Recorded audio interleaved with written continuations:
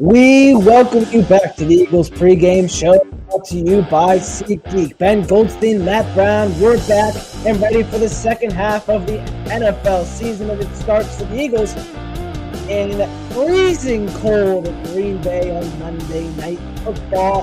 Matt Brown, how are you doing? It's good to see you again.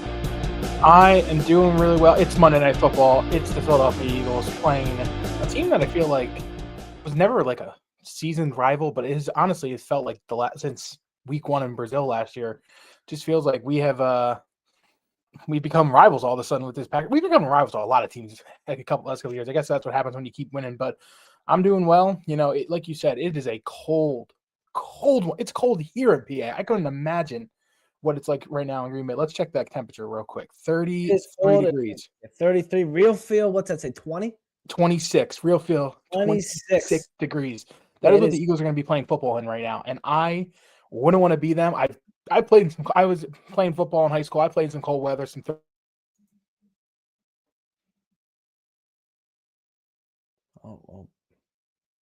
We got a frozen Matt Brown. He's saying that he's played in some cold football, and it's going to be cold out in Green Bay. We're gonna see if Matt Brown can get unfrozen here, but Eagles big one tonight in Green Bay. Oh, sorry, he's back. Wi-Fi cut out for a second. We're good. But yeah, big one tonight in Green Bay. Even it's so cold, Matt Brown's even freezing. So yeah, we become rivals. It's really because of the whole tush-push thing that's been going on with the Packers, and we played them in the playoffs. It's like when the good teams now like they play each other, and they start to now, especially with Michael Parsons now on the Packers, it really adds some more fuel to the fire. Anyway, Eagles had a long week, and so did YouTube TV people. And I want to know if you have YouTube TV, how are you watching the game? Put that in the comments. For me, I got the free Fubo 5-day trial, and I was watching ESPN today. It was like, wow, I haven't watched ESPN in weeks. It was like freezing. The quality doesn't look good. So I feel like I'm watching like 1980s television because I got a slow response coming out of the TV. So hopefully that cleans up by 8:15 because we can't be getting freezing going on during the Eagles. I have never been more happy to live in a cable house more in my life during this whole thing. Like it's the best. I don't have to worry about nothing. I'm getting my TV show, ESPN, uninterrupted every single week. It's fantastic. I do feel bad for the YouTube TV people out there. I had YouTube TV for a little bit in college, and I really didn't like it that much. And I remember my parents were like, "Should we start switching to this? Like, it would be better." I'm like, "I wouldn't. It's really not that much better, and it's about the same as what you're paying right now anyway for cable." So I'm happy to live in a cable house once again. I never really liked YouTube TV, and I feel really bad for all the Eagles fans out there that are having to deal with this tonight. That just sucks. It should not be. This should not be happening right now, and I know why it is, but it's whatever. It's the reasons that are going to be given are not going to be good reasons. So yeah. Anyway, it is what it is. But a positive that came out of this week was the trade deadline for the Philadelphia Eagles. They made 3 moves at the deadline, I guess you could say, because they made the Tank Bigsby trade. But at the kind of deadline week, which was their bye week, which I love having your bye week be the trade deadline. That was great. And the Eagles got some help during their bye week as well from some outside supporters. So Eagles acquired first. We'll start with Michael Carter II, who they got for a 2027 7th rounder from the Jets. Or they received a 2027 7th rounder and Michael Carter II from the Jets in exchange for wide receiver John Mechie III and a 27 6th round pick. So you kind of flip-flop some picks there, and then it's really just ends up being Carter for Mechie. And Michael Carter II played a lot of slot in his Jets time, and which is where the only place that he's been. Now he comes to Philadelphia where that slot position is filled with Cooper DeJean. Carter is active tonight. Could we see Carter there and then Eagles or Cooper DeJean on the outside? How are they going to do that? No, that's definitely an option they can go with tonight. And, I kind of wrote about this when I wrote about Carter's trade for our, that's up on our website right now. It's going to be really interesting, I think, early on how they use him. And I feel like you're going to know early on what type of player you're getting in Carter. Like, if early on he isn't being used as much as you would hope him to for like as you're trading for this guy that you think you can throw out there at corner. If he's not getting used early on, I just think he's going to be used as a depth piece for this team, especially a depth piece for DeJean. But if they start using him in the slot and they start moving Coop outside like they said they wanted to, or like in tonight's game and next week, you'll know in the first 2 weeks whether or not you really have an impact player for the rest of the season. We've preached long and hard about how Keely Ringo and Adoree Jackson just haven't been that great this season. They really haven't been the answers, Adoree especially. I was very shocked that Adoree didn't get cut. I really thought he was going to this week when they needed to get down the roster number because they were over by a couple guys. Overall, though, I still think it's going to be Keely Ringo starting tonight on the outside with DeJean in the slot. I think that Carter is going to work his way in, and his playing ability when he gets on the field. If he plays well, I think they'll start adjusting things. They'll start putting him in more sets and trying to figure out what works with this group of corners. The only thing that's really locked in place on where someone's going to play is Quinyon Mitchell on the outside, lining over wide receiver 1. That's how it's going to be for the future. And then they're going to figure out how to do the rest of the spots coming up over these next couple of weeks. Really, I don't think today's the real test because, like we're going to talk about how the Packers really are down on a couple weapons and, they're really not the best passing team in the world. Next week against Detroit on Sunday night, I think that's when you're really going to see how this cornerback room is going to work going forward. But tonight's like the warm-up. They're coming off the bye. They have acclimated to the Carter has for the defense. He's acclimated to Fangio's defense. This is his chance. If he really wants to be a starter on this team, he's got to start proving it tonight against the Packers team that really isn't that great in the passing game. That's for sure. Eagles did a whole haul on the defensive side. You didn't see one offensive trade that they made, but their second was for a guy very familiar in Green Bay. This one will not affect tonight's game at all. Jair Alexander, who the Eagles and a 2027 seventh rounder, which the Eagles got for a 2026 sixth, had a knee issue, did not travel with the team today. I mean, this trade feels like a low risk, high reward. He was awful with Baltimore this season, and who knows what you can get out of him. If you can get something out of Jair Alexander, you could never have enough depth. And if it doesn't work out, you only lost the 6th round pick, and you could get some comp picks out of that. Like, there's a lot of things that could go into that if it doesn't exactly work out. But how do you rate this? No, you pretty much hit the nail on the head with that, Ben. It's very low risk, possible high reward in the situation.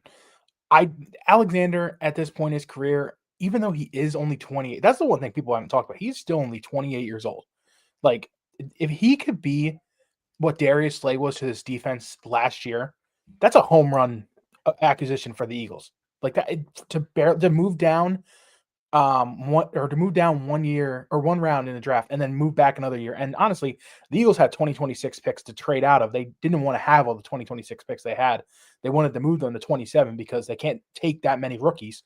So the fact that they can do that is huge. And now you get a guy like Jair Alexander who very well could be the starting corner outside of Quinyon if he gets back to the form that he was a couple years ago.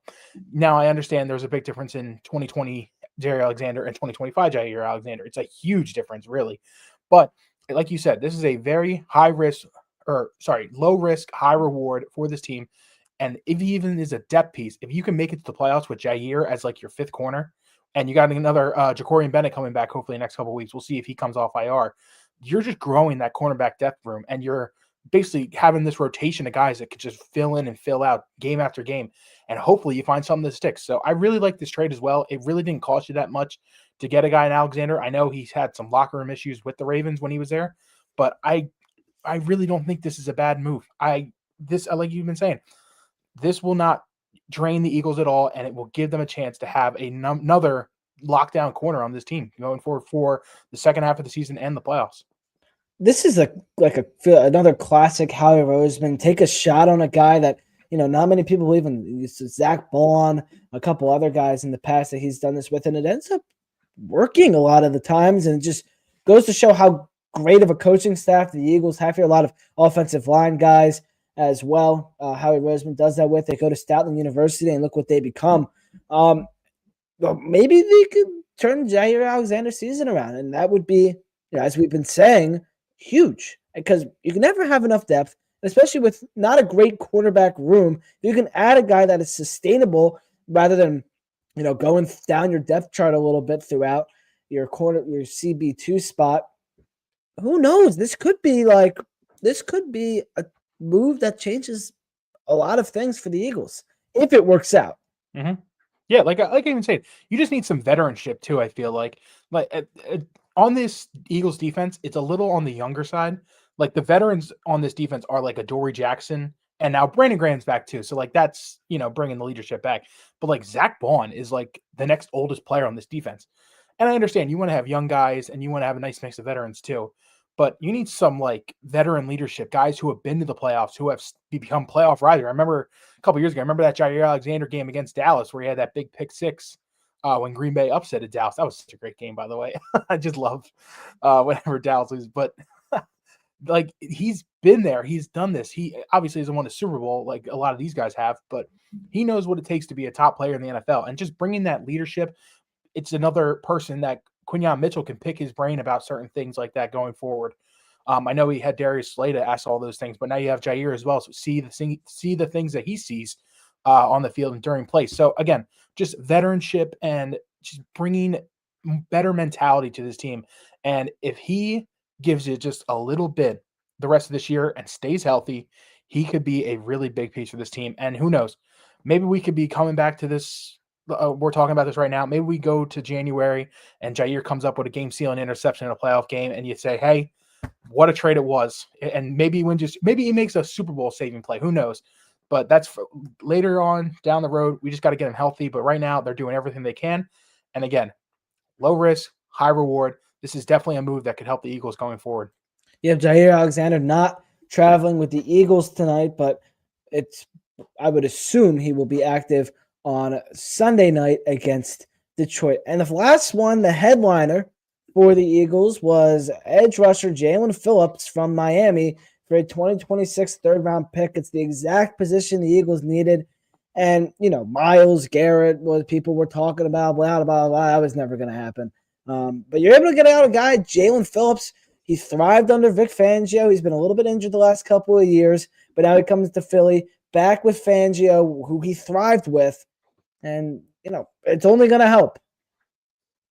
No, yeah, I think this is the best trade that Howie made this whole trade deadline. I think it's one of the best moves that anybody made during this trade deadline. Yeah, I take out the Quinnen Williams and the Sauce Gardner trade. Those are just trading win now moves to trade first rounders and try and get big talent players. I understand those are big deals, but this Jalen Phillips trade, I wrote about it when on our write-up for this trade.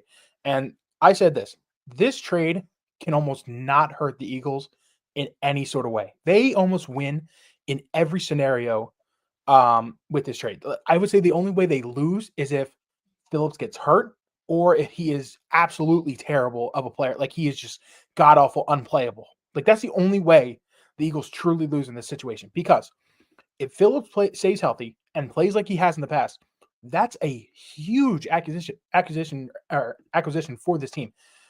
Like that's the edge rusher that they have needed all year, and you get him for a third-round pick. He could be, I don't know if he's going to get 10 sacks in the second half of the season, but if he is getting like 7, 8, even maybe 9 sacks the rest of this year, like almost one a game, like he has in seasons past, that is a huge boost to your team. And then if that happens, you either re-sign Jalen Phillips and you continue to get that great play, or you let him walk. And on the NFL free agency market, edge rushers, defensive linemen, they are some of the most coveted things. Look at Milton Williams and Josh Sweat. Look at the deals they just got last offseason in free agency. You got a third round. You're getting a third rounder for Milton Williams and a fourth rounder for Josh Sweat. If he gets the same exact deal as Josh Sweat, just saying free agency, you're getting a fourth rounder for him in 2027. Now you move down a round, obviously you trade a third and you regain a fourth, but you basically just made the trade for nothing. You get the pick back overall, and you got a second half of Jalen Phillips who can help you win a Super Bowl and be a top pass rusher for this team that they desperately need. Like that's such a big win, and not many people think about that because of the comp picks. Eagles get a third rounder, like I mentioned, from Milton Williams. So they have their own third rounder to trade away because that comp pick is only going to, if you're assuming the Eagles win the Super Bowl again, that comp pick is only like 4 picks after the Eagles' own third round pick would be. Like Howie thinks of so many things like that. And that's what makes him such a great GM because he's able to think of things like that. Now, the only other scenario is if Phillips is bad, you let him walk. You still can probably get a comp pick for him, but no harm, no foul. You let him walk in free agency, and the Eagles got a young talented player for the rest of the season, and he could benefit from a contract somewhere else and give you the draft pick back overall. And on top of that, their cap situation is saved. They're only paying like what 1.5, I think it was.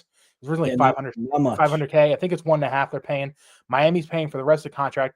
You're gonna get an impact player that Vic Fangio believes in. This I feel like that trade was 100% made because Vic Fangio believes in Jalen Phillips, and he thinks that he can continue to unlock his potential and get him to be the star pass rusher that he was a couple years ago when Fangio was the DC with Miami. So this trade, in my opinion, it really can't go wrong. He would have to be truly awful for this trade not to work out because at the end of the day, they're probably going to get a comp pick for him if he walks, or they re-sign him, and you have a great pass rusher and you get great play out on the rest of this year. So I love this trade from Howie Roseman. I love this trade for the Eagles.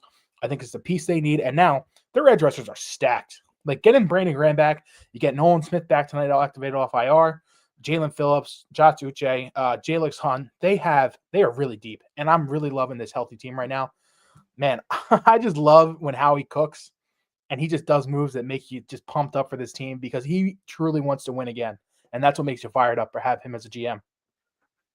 It's great having Howie Roseman, and it's great having – look how much a week changed. You got Patrick Johnson was getting a ton of snaps at edge. Now he's not even going to play now, which is just – no offense to Patrick Johnson, but the Eagles have better options now, which is great. So give me an overall grade for this deadline. You got Phillips, Alexander, and Carter. You give up 3 draft picks. You gain a couple – and you lose one player that was never really seeing the field much anyway. So give me an overall grade to Howie Roseman and co. of this deadline. I would say right now on paper, it's about a B to a B plus with the potential to be an A minus to an A. If Phillips and Carter excel into starters or Alexander excel into starters, like if you get one starter out of the 2 corners and Phillips becomes a big time starter for this pass rush, you're talking about an A minus and an A. Like that's exactly what they need to do. They hit every block that they need to hit on defense. The offense has all the starters coming back except for Jurgensen. I will talk about that later. All the weapons that they need: tight end, running backs, wide receivers, great quarterback. You need to focus on the defense. You got that. You hit everything that you needed to without spending 2 first-round picks for guys I didn't even think were available at the deadline, and guys like Sauce Gardner. But they did conservativeness in not overpaying for things, and they also addressed all the needs that they needed with guys who I think have top talent and can do that. So I would give them a B to B plus with the potential to get to that A minus A and maybe an A plus if all 3 of those guys excel, which is definitely possible. It's always a good thing that we'll revisit later down the line about this deadline and see how things shape out. On to our trivia question for today. So this offseason, we had the tush-push, I don't even know what to call it. It was a whole episode. It was like a season, not even an episode. It was a full thing. And it was all started by the Green Bay Packers. They were the ones that put in the initial statement, like, we want to get this banned for this, this, and that. Didn't happen. So, my question, the Eagles have used this play more often and more efficiently than anyone in the league, the tush push, since 2022. Since 2022, what percentage of the time is the tush push successful for the Eagles specifically? And you have a couple. I'll give you 4 because you're not just gonna, I know there's a couple, a general idea, but option A, write this down, people: 71%. B, 87%. C, 99%. And D is 55%. So again, 71, 87, 99, and 55. Let us know. We'll revisit that later in our trivia question. Again, this is just a knock on the Packers because they stink. What percentage for the Eagles is the tush push successful since 2022? We will revisit that later on in the show. So stick around so you want to answer that. And along with the trade deadline, the Eagles are also gaining some more guys on defense. Nolan Smith is back for the first time since week 3. He re-injured his triceps against the Rams back on September 21st, which is the triceps he had surgery on back after the Super Bowl, which is moderately concerning. But it's great to see Nolan Smith back, and it's huge for this Eagles defense. No, 100%. I mentioned earlier about what just a deep pass rush that this team had. Like you mentioned, no offense to Patrick Johnson, but he was a starting edge rusher a few weeks ago. And now you have your starting edge rushers as Jalen Phillips and Nolan Smith. Like that's such an insane upgrade. And like your depth guys are Jalix Hunt, Josh Uche, and Brandon Graham, who's coming back from out of retirement for his first game. Like you have instantly done a 180 with this pass rush group. And it makes you feel confident going into the rest of the season that you can now start getting out to the quarterback. Zadarius Smith still leads our pass rushers in sacks this year with 1.5. I don't know if you knew that. That's a real stat that unfortunately shouldn't be true, but it is. And they just have not been able to create the pressure this year. And it's a really frustrating thing. And you could definitely tell the fact that they were in on Trey Hendrickson and some of the other edge rusher, Bradley Chubb, during the deadline, and obviously Jalen Phillips, who they ended up getting, that they were really going to attack this pass rush position. And they knew that Nolan Smith would be back right around this time. You know, basically when he was put on IR, I think they said like week 10, Green Bay, but this was the week he was supposed to be back. And, you know, he worked his tail off to get back, and I'm really impressed. And he just gives such a great boost because he was having such a good start to the year. He was all over the place. I know he wasn't getting sacks, but he had such a great start to the year. Such a great second half of last year as well. You know, a really good playoff performance in the Rams game, and you know, didn't do much in the Super Bowl because he ended up suffering that tricep injury. But again, when he's on the field, he hit them Philly dogs. They come to eat, and he is just another one of those great players. You know, Jordan Davis and Jalen Carter up front, Nakobe Dean as well back. They love to play, and I'm excited to see what he can do when he doesn't have to be the number one option. Like he's back to being that depth kind of guy that can work around that whole unit. And, you know, subs are a really important thing in the NFL. And that's a big reason why they think the Eagles are so good at what they do. The depth that they build, they give so many guys like reps off so they can come in and be fresh and get the best out of the 2-3 defensive plays or defensive snaps they play. And then you just keep rotating in and in and in and in. So I'm really interested to see how he thrives back tonight and how this group as a whole looks, because if we go after tonight and it's still not working, then we maybe can have some concerns, but I really don't think that's going to be possible. I think that these guys are hungry. They've seen the disrespect. Like, Nolan Smith has seen over these last 9 weeks that, like, man, we just keep saying that we suck as a group. And that's just not true. They're dogs and they want to eat, especially him. He is back, and I'm really excited to see what he can do on the field tonight. Nolan Smith, Eagles don't win that Super Bowl without him. I think he had the most sacks in the playoffs, run in Eagles history, which is insane. And then the first 2.5 games for the Eagles really hasn't done totally much. Is it because of his triceps? Does he just get off to a slow start? Is this a week where you can maybe see Nolan Smith get into action, or is he going to kind of ease more into it, and we'll see it in the next couple of weeks? I think he'll be back and ready. You know, I honestly think he's probably been ready for the last few weeks, but they kind of were keeping him off because they knew they had the bye last week. But I think he'll obviously ease into it. You know, having Brandon Graham and the depth that they have will help that ease. But I still think he's going to be out there majority of the time, and they know that they need him to get to the end of the season, and they assume the end of the season is in February in San Francisco. So they need him to stay healthy the rest of this year. They can't go another 4 weeks without him, especially if like you get to the end of the season and he's out another 4 weeks and he misses the playoffs. That'd be a huge loss for this team. So they need to make sure his health is there first, but they also want to make sure they can ramp him up. And we're going to mention it later. This is a really tough stretch for this Eagles team right now. Like if they really want to have, you know, the number one seed in the NFC, at this point, the division, I don't want to say it's locked because nothing's locked, but they're well on their way to winning back-to-back NFC East championships. If you want to do these things, you got to start stacking up some W's. And I know they're 6-2 right now. Yeah, they're 6-2, right? I can't believe I just forgot. Yeah, they are 6-2. They're 6-2 right now.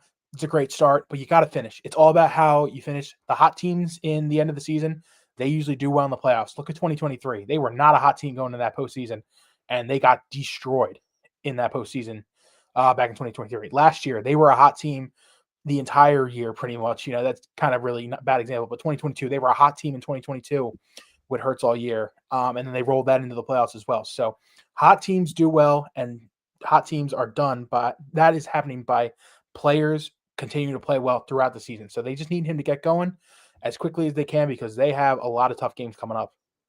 They sure do. Let's just jump into it right now. Eagles are healing up at the right time, as you wrote this week. Also, Brandon Graham is making his return, which we will touch on more after this quick little hit. But here's the rest of the season for the Philadelphia Eagles. You got Monday Night Football tonight against the Packers. Next week, you welcome in the Lions on the Sunday Night Football. And then you go to Dallas. And then you host the Bears on a really short week on Black Friday. And then you go to Los Angeles to play the Chargers on Monday Night Football. And then you welcome in the Raiders. And then you go to Washington. And then you go to Buffalo. And then you play Washington in week 18. Those Raiders and Washington now at this point don't look very threatening. But everything else, those are all playoff teams. Yeah, no, and the report's coming out actually this weekend that Jaden Daniels might play the end of the season, which is of course right when they're going to be. Oh yeah, it's just of course. Yeah. So again, and even without Jaden Daniels, still division games are. Yeah. We thought a couple weeks ago we would be handling the Giants in the Meadowlands on Thursday night. Look how that game went; it was terrible. So nothing is a cakewalk. But these next 5 weeks, like you mentioned, these are tough games. We got 3 games against the NFC North. 2 of them I really heavily think are going to be playoff teams in Green Bay and Detroit. And the Bears are lingering around. They're on a roll right now. Their offense is doing well. Caleb Williams and Ben Johnson is the answer for Chicago. That's not an easy game. A short week too. They're playing on that game on a Friday. And then the Chargers, another playoff team. They're 7-3 right now. They're fighting for the AFC West. This is a really tough stretch that they have coming up over these next 5 weeks. Eagles really have to pull out at least 3 of those wins. Because and I think it starts with tonight.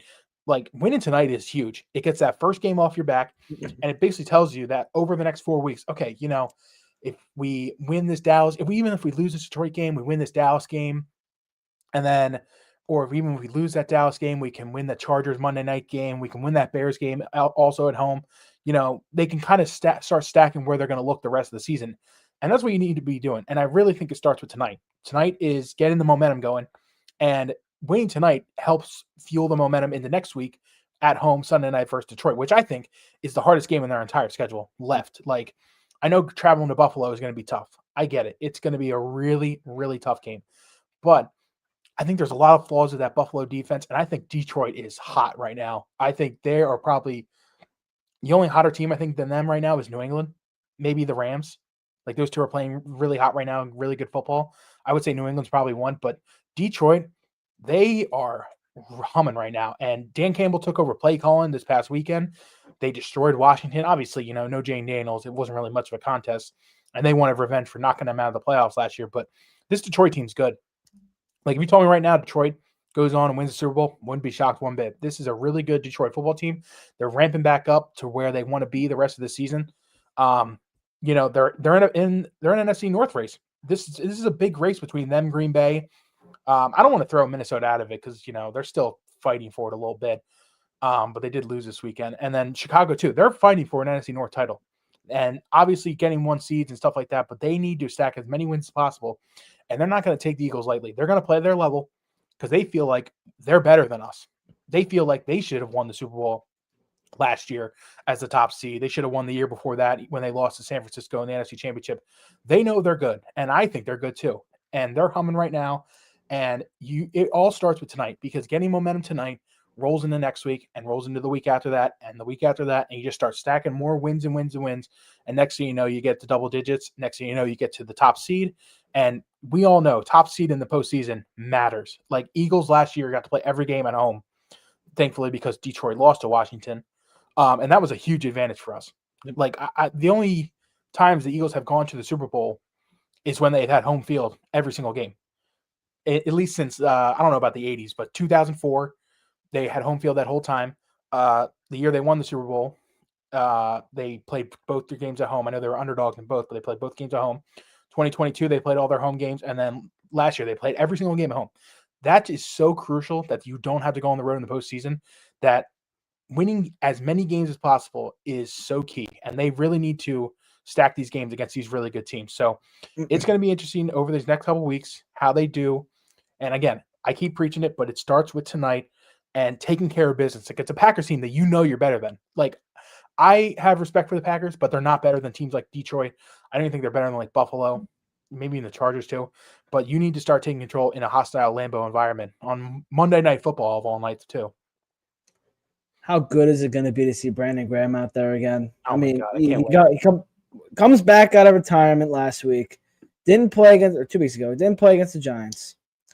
And he's back tonight in Green Bay. And he gets that sack. He's screaming. He's talking crap all over again. It's just, I love it's going to BG. be weird not seeing a Captain C on his jersey. They should just give him one anyway, but Yeah, it doesn't I don't know. matter.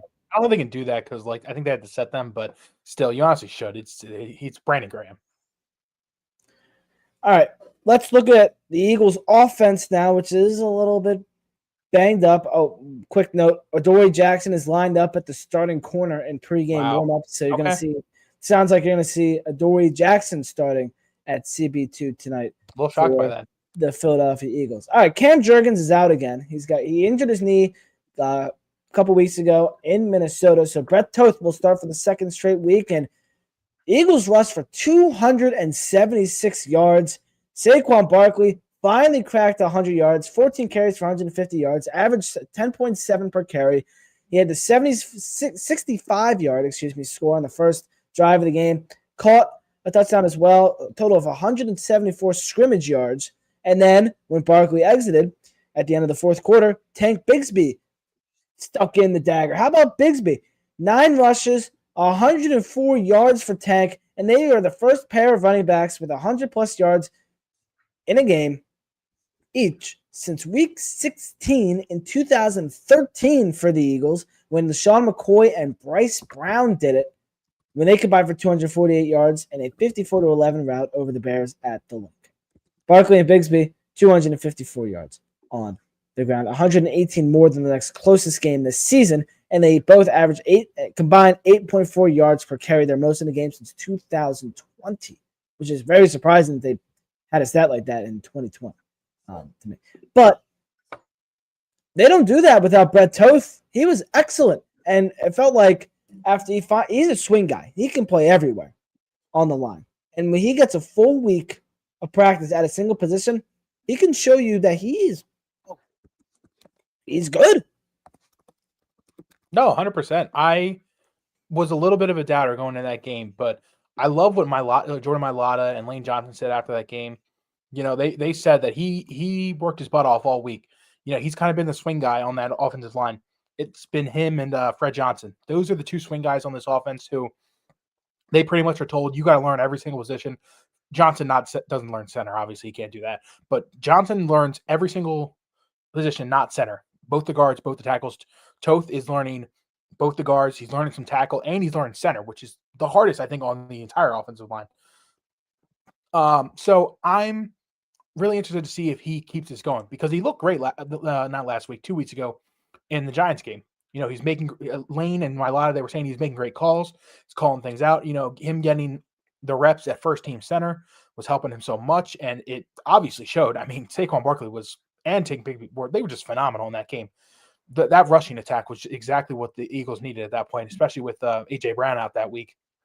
So I'm really interested to see if he continues doing that, because I don't want to say tough conversation need to be had, but Cam Jurgens has not been playing well this year. He really hasn't. He has been, I think, a big reason why it has not been working with him at center. And again, it's only been 8 games for the Eagles.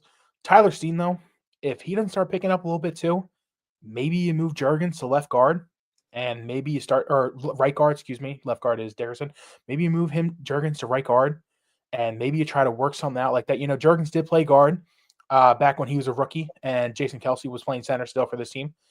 Maybe you try to work that in, and maybe Toth is the man to play center for this team, and you have Juergens and Dickerson at guard and Mailata and Lane outside. That could work, something like that. Definitely a possibility. I don't know if they would do that, though, but who knows what they're going to do with Juergens going forward. I think they're just focusing on him getting healthy because he feels like the only big guy on the Eagles that just isn't healthy right now. Him and Ja'Cory and Bennett, those are the only two, and obviously Jair, who's coming in, but those are really the only two big guys on this Eagles team, knock on wood, that are injured right now. And they're just trying to ramp him back up because they know what they have in Juergens. They gave him that big contract extension this offseason. They know he's played well for this team and that he can get back to that potential. But it's going to be really interesting if Toth continues to play this well because, like I said, tough conversation is going to be had. And if he's thriving at center, maybe you just let him ride it out and maybe you make other decisions. But for now, Brett Toth, I'm excited to see if this rushing attack continues tonight. And again, if he continues to play well, the longer and longer he starts and the more reps he gets too. Reps help. So now Keely Ringo is lining up at cornerback 2 for the Eagles. The June playing nickel. So we're going to be, I guess we're in for a little surprise of who gets the official starting job. Packers run defense is one of the best in the NFL. Could Saquon rush for 100 yards again, or is that just not going to happen against this Packers team? Because week 1 last year in Brazil, he had the hat trick. And he was a great debut. However, in the playoff game, he didn't have as much success. The offense wasn't really thriving at that point. But Saquon did not have as much success on the ground against the Green Bay Packer defense. What will we see tonight? I would be very shocked if Barkley runs for the 100, the 100 mark again. And it's nothing against his ability. I mean, if he breaks one like he did last week for 65 yards to start the game, that's going to give a good chunk for that. But I don't know. I just hope that tonight that they don't force the run when they don't need to. Obviously, you want to be able to run as much as you can, but don't force the run if it's not there. If they're shelling out and making Hurts the guy that has to beat them and forcing the passing game, then let things work. I've been saying on here for all season long, predictability is a big reason why I think this team has struggled a lot. And I think that Kevin Patullo, Eagles OC, has finally, lighten things up, and he's finally finding ways to get defenses off their feet, and make them guess at what we're doing, and make some better play calls and play designs that make it doesn't look like they're definitely running, they're definitely passing, and just mixing things up. And that's what you need to do because predictability will only go so far in this league. You only can do so many things when you're too predictable on film. And like I mentioned, I don't think Barkley's going to do it tonight, but again, they just need to take what they can get. If they decide that the Packers just want to play the running game and they want to let Saquon do his thing and they'd rather lock up all the receivers and the tight ends, let Saquon run, and you got to have the big boys up front do their jobs. If not, they got to protect Hurts. Hurts got to break their heart on third down if they can and start throwing to his receivers and his weapons when possible, and get Barkley involved in the passing game as well if you can. I personally don't think it's going to happen. I think Bigsby now is molding into that backup running back role. A.J. Dillon's out as well tonight. We'll get to that in the inactives. But it looks like Tank Bigsby is taking over this backup running back spot. So he has fresh legs, and he's still young too. I think he's only 24, 25? I don't even know. He's still young, though. I know he's only drafted a couple years ago. But he's got them young legs. You really love having young running backs with young legs like him and Will Shipley, who can just, give Barkley some break right now. And Barkley is getting older. You want to make sure that he stays healthy and gets to the end of the postseason. We talked about, or we the big topic last year was he didn't play that last game of the season because you need him for the playoffs, and you do. You need Barkley to be playing in the Super Bowl if you get back there. So all about just keeping him healthy, churning these yards up, and just taking what the defense gives you is really what I hope they take away from tonight's game. Tank Bigsby, 24 years. Yeah, that, you love that, man. You love young legs. Young legs for running backs go so far in this league. Even if they're not elite, you can always use them as best as you can. A.J. Brown also returning for the Eagles offense this week. And surprise, surprise. A.J. Brown did not get traded. Wow. Oh, yeah. Wow. How about that? Really a shocker. Now, how is Kevin Patullo going to call this game tonight? Because you saw a very even attack last week. In the Minnesota game, he saw pretty even tackle. It seems like Patullo is starting to kind of figure some things out here.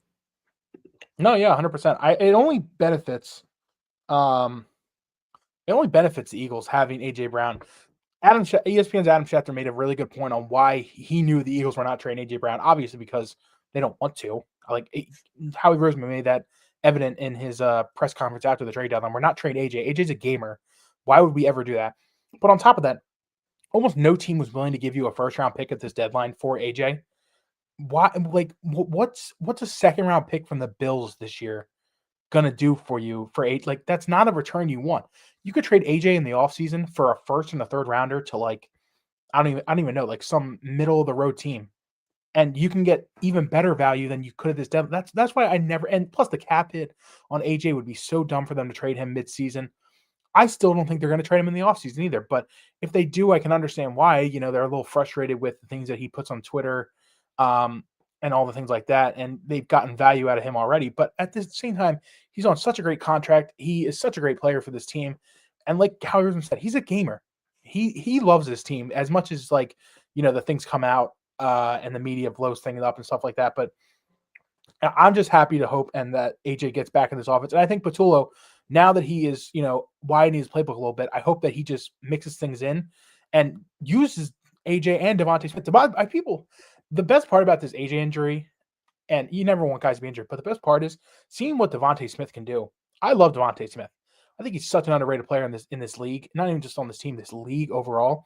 And you have two dynamic receivers on this team. Use them both. They are great for a reason. They're on this team and they're getting paid the money that they do for their reason. So I think that it's going to be a little bit of a pass heavy night because I think, again, the Packers are going to force Hurts to win the game because, you know, they don't even think he's that great. But anyway, I think that's what it's going to be. And I think it's going to be a little bit of a pass heavy night. And in that case, I hope AJ and Smitty step up because I really hope that they can get off these Green Bay corners who are like decent. I don't even think they're really that great. The defense, their secondary, Xavier McKinney's good. But other than that, I really don't think Green Bay secondary is that great. So I hope that they go through the air a little bit tonight and they just dominate and be top receivers that they are on this team. How are the Eagles going to contain Micah Parsons tonight? You know, that's the story of tonight's game. You kind of spoiling my notable matchup for a little bit later, but that's kind of the keys to and my key to the game. It's kind of the big question. If the Packers are going to win this game, I truly think it's if Micah Parsons has a big night. Micah Parsons and Edgerrin Cooper, they're two top edge rushers. If those guys are having good nights, it's going to be a long night for the Eagles because Jalen Hurts cannot be taking these sacks all night. You know, he needs to use his legs, roll out in the pocket, create on his feet, find the open guys downfield. And this is a really good Green Bay Packers defense. Like, I know their secondary is a little wishy-washy, but their front seven is legit. Like, Van Ness isn't playing tonight, but other than that, Rashawn Gary, Edgerrin Cooper, Micah Parsons, Devontae Wyatt. I know they traded Kenny Clark to Dallas in that Parsons trade, so they lose that D tackle. But Carl Brooks is another really good one that they defensive tackle. They have Quay Walker, Bo Melton and the secondary, Carrington Valentine, McKinney. I don't think Nate Hobbs is playing. I think he's out as well, so we won't have him. But this is a really good defense. You know, they're one of the better defenses in the NFL. They're a big reason why I think this Packers team has been winning a lot because the offense has just not been great. I shouldn't say not been great. Hasn't been consistent all season. So their defense has been pulling a lot of the weight. And, you know, it's going to be a really big test for the Eagles. The Eagles have to beat the best to be the best. And it kind of starts tonight. This is one of the better teams in the NFC. If you want to continue to prove you're top dog and the best team in the NFC and the best team in the NFL, you got to start beating the top team. So I truly think that stopping Micah Parsons, stopping that edge rush is going to be the key to tonight's game. You're going to see a little bit of Lane Johnson. Lane Johnson's been banged up. Yeah. So a little bit of Jordan Mailata. So we'll see how the Eagles are able to do that. And then Jordan Love seems to be like, I don't know how I'm ever going to think of Jordan Love. I don't know if he's good. I don't know if he's bad. Is he elite? I don't know. We could find that out tonight. This so far this season, 2,071 yards, 13 touchdowns, 3 picks, 72.5 quarterback rating, which is 6th in the NFL. Against the Eagles last year, not very good. 32 for 67 to less than a 50% completion rate, 47.8. 472 yards in the 2 games. He had 2 touchdown passes, both of them coming in the game in Brazil. 4 total interceptions, 3 of them coming in that playoff game. Eagles play him well, and he doesn't have Tucker Kraft, who's out for the season with an ACL, or Matthew Golden tonight. Here's my question to you. Is Jordan Love a top 7 quarterback in the NFL? Top 8? No. Top 10? I would still say no. I'm off the top of my head, it's Allen, Burrow, not in no order. Allen, Burrow, Lamar, Mahomes, Hurts, Herbert, Stafford. I'm trying to think of other guys off the top of my head. I'm still putting Dak. I'm putting Baker. I'm still putting Dak over. I suppose we hate Dak, like Dallas. Dak is over him. I'm trying to think of other guys. Give me one more. Drake May. Yeah, I'm putting Drake May over him too. Like could we even put Sam Darnold? Sam Darnold's having a great year too. Like another guy like the Jared Goff. Put Jared Goff over Jordan Love. Like the thing with Jordan Love is, I don't think he'll ever elevate a team to a win, but I don't think he'll ever really lose you. Like he'll have his mistakes, but he'll never. He's kind of like Carson Wentz in my opinion. I really think he's like today's Carson Wentz. Like he's gonna win you some games. You know, he'll be a steady quarterback. He'll get you 10, 11 wins a year when you have good defense and you have decent weapons. But I just don't think he's a game changer. Like he is what people thought Hurts was before he won the Super Bowl, kind of, you know? Like Hurts was winning a lot of games because he felt that he was getting carried, you know, and he's putting good performances. But when he started performing high in the playoffs, in the Super Bowl, that's when his tier went up and he started being, the top guys, is a really exclusive spot in my opinion, like the top tier. I think Hurts is like right there. If he wins another Super Bowl, he might have to go in that top spot. But, you know, Love to me just feels like Jalen Hurts just without like the rising ability. Like I just feel like he can't go out there and put the team on his back and pull you to a win. Like he's got to have everything work well. The perfect offensive line, the perfect weapons, everything has to go. The perfect head coach calling the perfect plays. Like I just don't think he'll ever be anything more than just like a mid-tier quarterback that needs to be in the perfect situation, or he just will never win anything. Like I just don't think you could throw him on any other team and he could just do exactly what he's doing or even be better. Like it would take even better situation to make him play better. Like you could throw like quarterbacks like Lamar and Josh Allen and Mahomes on a lot of teams and they could still play great. I just don't think you can really get that out of Jordan Love. Well, we will see what we can get out of Jordan, or what the Packers will get out of Jordan Love tonight. The Eagles will look to shut him down in the frozen tundra. It'll be cold there tonight. And these guys will be staying warm on the sideline in their big jackets because they are inactive. For the Eagles, their third quarterback is Sam Howell. Jair Alexander, who is not even in Green Bay. He's staying so warm here in Philadelphia because, yeah, it's freezing here too. Mac McWilliams, A.J. Dillon, Cam Jurgens, and Ty Robinson are all inactive. Eagles dressing 6 edge rushers tonight. Who would have thought we would have been saying that 4 weeks ago? I would have never thought that at all. I mean, we were going out there with 4 a couple weeks ago, and one of them was Patrick Johnson. Like that was just elevated from the practice squad. Like it's crazy the difference they've made to this defense now. And like I said, it's in just great trades. You know, they're setting themselves up for a great second half with the depth that they have. Like they're inactive, like Ty Robinson, who was our 3rd round pick this past year. Their 3rd round pick is inactive. Like teams' 3rd round picks are starting for that. They're just so deep right now, and I'm so excited for the second half because I really feel like they're about to go to another edge and just be so much better and better going forward. I'm going to be really disappointed if this team doesn't at least like make a deep run. Like if they get to the NFC Championship, lose to Detroit, or get Rams revenge, like whatever, something happens, it doesn't work out. That would suck. But again, I would be very upset if this team does not even get there because this team is really deep and they're still really, really good. Packers inactives. We mentioned Matthew Golden, who is inactive, is questionable throughout the week, not playing tonight. Cornerback Nate Hobbs, kicker Lucas Havrasik, and then 2 offensive linemen, Jacob Monk and Donovan Jennings, and the defensive lineman Lucas Van Ness are inactive for the Packers tonight. So yeah, nothing really crazy. You know, Golden we didn't expect to play. Van Ness is kind of a big loss, but nothing crazy. You know, we were kind of expecting everything there. The big loss is Tucker Kraft, who's now out for the year. That's going to be. I'm going to really interested to see if Luke Musgrave can really pick up the slack that Kraft was doing because he was basically their wide receiver 1 for this team. So I'm really interested to see how Love works without his top guy. Yeah, maybe if the Packers didn't wear those ugly uniforms that they wore last week, Tucker Kraft would be able to They're save so bad. his ACL. Them and the Steelers, forget it. All right. Notable matchups, Matt. We talked about the one with Micah Parsons, but outside of Parsons versus the Eagles offensive line, what do you got? So yeah, like I mentioned, I kind of compared that or combined that Parsons and Edgerrin Cooper. Those are both studs versus Mailata and Lane. Whoever's lined up at who, big battle protecting the edge, and the Eagles got to keep them in check. But my other one, Jalen Hurts versus Packers defense as a whole. Like I really feel like the Packers, they obviously hate the tush push and they hate that Jalen is so successful with it. They're going to try to make Jalen Hurts look terrible tonight. They really are, and I think this is honestly a big matchup for Hurts to prove to people that he is great. Even maybe without the tush push, I hope he kind of honestly, as much as I want them to ram it down their throats, I kind of hope they don't use it and still beat them. That's what I would love to see. Like we beat you and we didn't have to use it. That's how good we are and how much better we are than you. But this Packers defense, we mentioned it as a whole, is really good.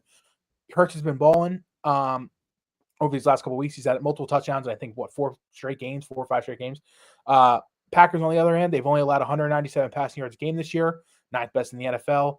They've allowed 89.4 rushing yards a game. That's the 5th best in the NFL, and only allowed 20.8 points per game, the 8th least in the NFL. They are at the top of almost every defensive category. They have made quarterbacks nightmare, living hell over these last couple of weeks. Even losing some games, they take the quarterback away in a lot of these games. So I'm really interested what Hurts does against this Packers defense because it's a good one, and it's going to be really interesting in this cold weather how he adjusts to that.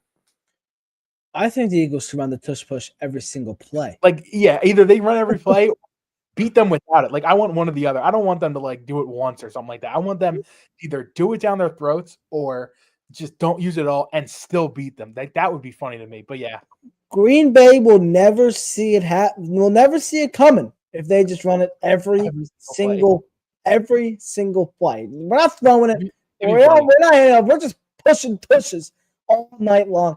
All right. Thank you to SeatGeek for sponsoring the show. They love the tush push as well, and they love when you buy some tickets.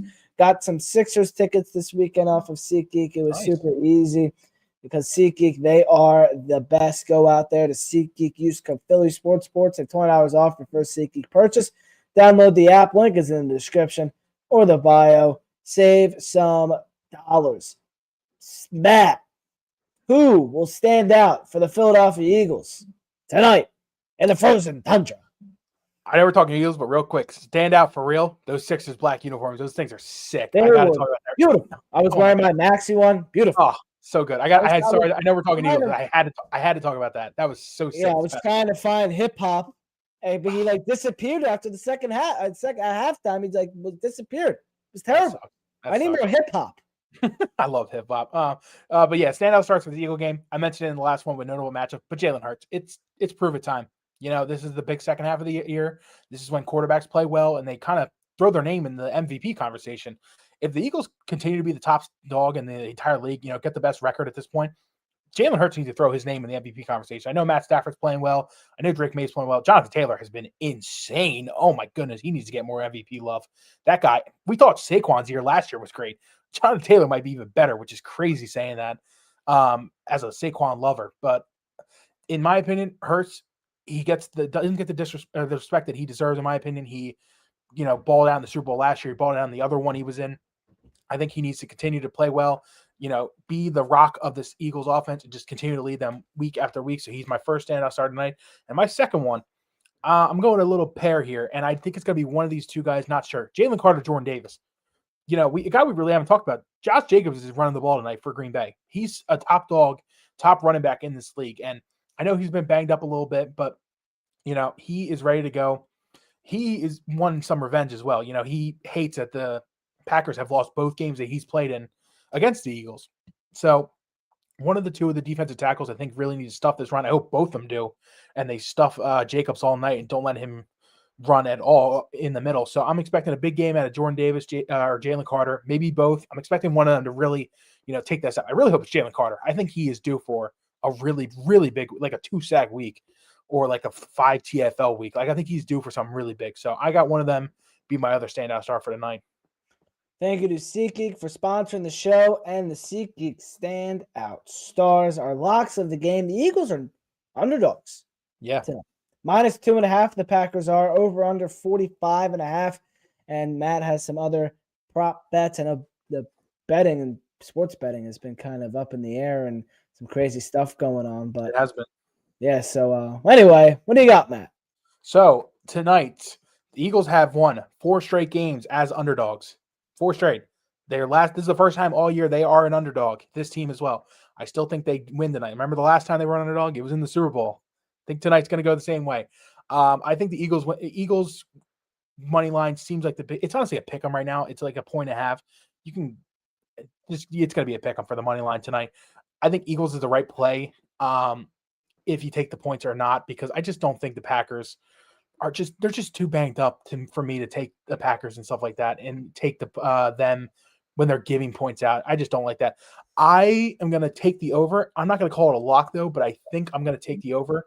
I know it's cold, but I still think both these teams are going to score some points. The Eagles especially, I think, are going to score some points. So I think that'll do the heavy lifting for that. But my number one lock of the game, it's a prop bet. It's going to happen. I'm locking in right now. I'm going to be shocked if it doesn't. Jalen Hurts, anytime touchdown. It's happening tonight. I think it might happen on a tush push, but Jalen Hurts has scored a anytime rushing touchdown every single time he has played on Monday Night Football in his career. Every single time. Every time he played on Monday night, he has scored an anytime touchdown. I think that streak continues tonight. I think Jalen Hurts finds the end zone for the Eagles tonight. I'm iffy on Saquon line tonight. I don't love him. I think I would 100% lock of the game. AJ and Devontae Smith over 4.5 receptions. I think those easily each catch 5 balls tonight. I would be shocked if they don't. That tells you that they just take one of them away the entire game.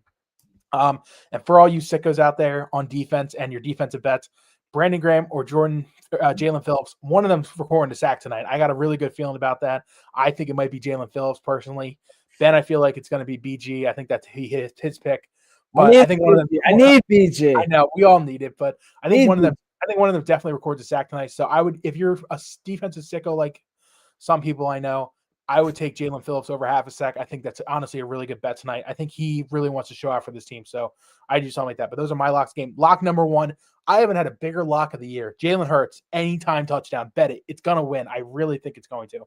See, if I could bet, I'm slamming the Jalen Hurts. I legally cannot do that. So we are not doing that. All right. Our trivia question, we'll refresh you here. This offseason, the Packers tried to get the tush-push banned. Since 2022, the Eagles have used the play more often and more efficiently than anyone else in the league. What percentage of the time is the play successful? All right, your options. Option A, 71%. B, 87%. C, 99%. D, 55%. Get your answers in the chat before Matt has his answer. Matt, A, B, C, or D? You're back in school. What is it? So I'm going to go with B. And real quick, I'm going to say why.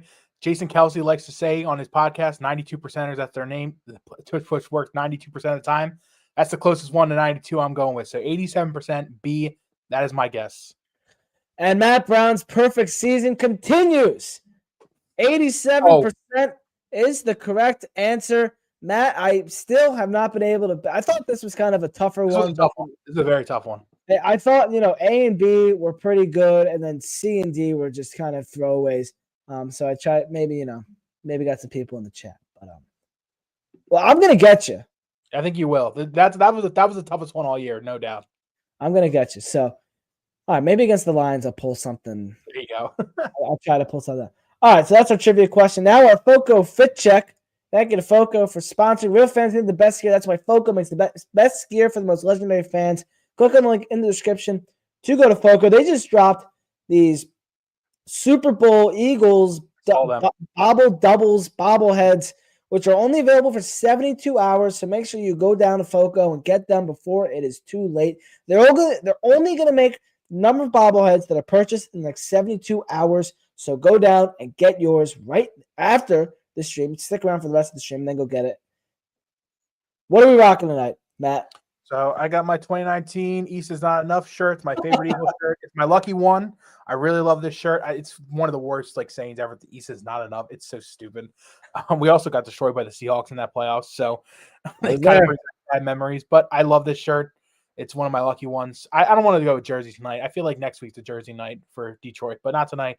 Just going with a nice Eagles shirt.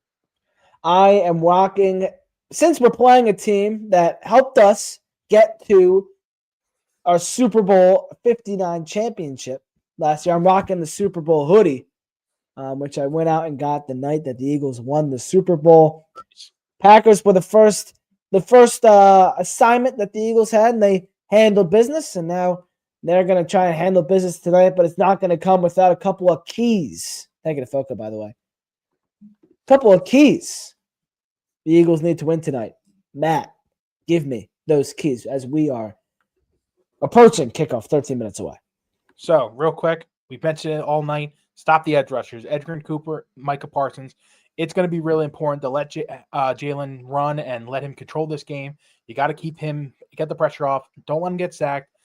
Don't let him make a mistake. Don't get guys in his face. Controlling the edge rushers is no doubt number one. Number two, take the options away from Jordan Love. We already talked about it. He does not have Tucker Kraft tonight. You know, he's rolling out there with Romeo Dobbs. No Matthew Golden. He's rolling out there with Romeo Dobbs, Dontavian Wicks, and I don't even know the other receiver, like Luke Musgrave, and obviously Josh Jacobs in the running game. But take away his receivers. You know, Quignon's going to lock down Romeo Dobbs. Take away the other guys and make his night a living hell. You just need to make sure that you take his weapons away, because I don't think Jordan Love can really, make great throws and put the team on his back without his weapons. So you take them weapons away, it's going to be a long night for Jordan Love and this Packers offense as a whole. So stop the edge rushers and take away Love's weapons. Those are my two keys for tonight. The Eagles have just flipped to 1.5-point favorites. Wow. Against the Packers. They open as 2.5-point underdogs, so now the Eagles are favorites. Does that change anything for you tonight? You know, it feels like that America's thinking the Eagles are finally going to win. So I'm sticking with that. I do think the Eagles are going to win. I'm spoiling my pick for who I think is going to win tonight, but that's just how it seems like it's going to go tonight. The Vegas knows, and that's honestly who controls things at this point. They know, we know. Eagles tonight going for win number 7 on the air. Make sure to put your predictions in that chat. We want to see them. I'm going Eagles 27-15. Yeah, 15. Well, let's get weird tonight. Eagles get the win. I like it. I also have the Eagles scoring 27. I had the Packers keeping it close, 27-20. I think Josh Jacobs finds the end zone for Green Bay. They kick some field goals. I think Hurts gets that rushing touchdown. He might get 2 tonight. They really want him to get on that tonight, but I think maybe A.J. Brown finds the end zone. Hurts, another really big night, putting his name in that MVP conversation. Eagles win, though, 27-20. Sorry, Ben. We're all good. We're all good. 27-20. Matt, I'm going 27-15. Let's get weird, man. Let's get 15. I like it. Thank you all for watching the Eagles pregame show brought to you by SeatGeek. Thank you to SeatGeek for sponsoring pregame show and Foca for sponsoring our foot check. PhillySportsBooks.com post-game, and Matt Brown will have the write-up for you and social media throughout the evening and the week, as we have Eagles coverage all throughout the week. Ben Goldstein, Matt Brown signing off. Go Birds! Go Birds!